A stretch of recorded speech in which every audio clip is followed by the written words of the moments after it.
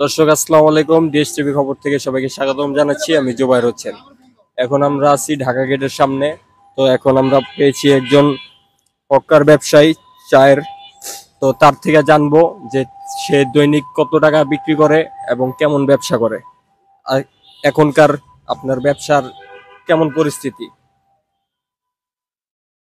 আসতে দেবেন না, এমনি বল।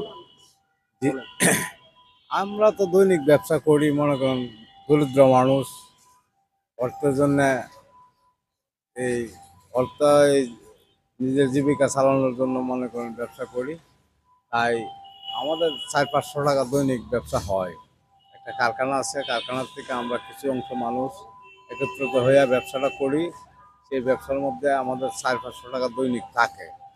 কিন্তু আগের চেয়ে তুলনামূলকভাবে এখন ব্যবসার পরিস্থিতি খুব মন্দা ওই।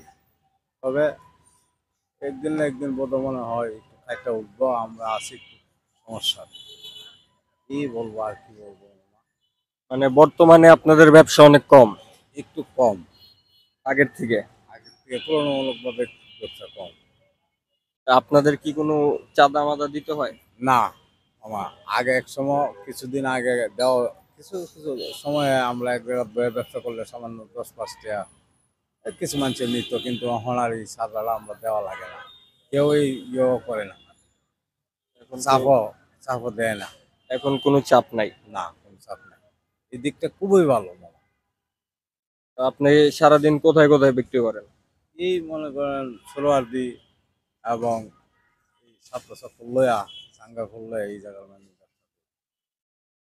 দর্শক আপনারা দেখলেন একটি হকার দৈনিক কত টাকা বিক্রি করে এবং তার সারা দিনে কত টাকা থাকে।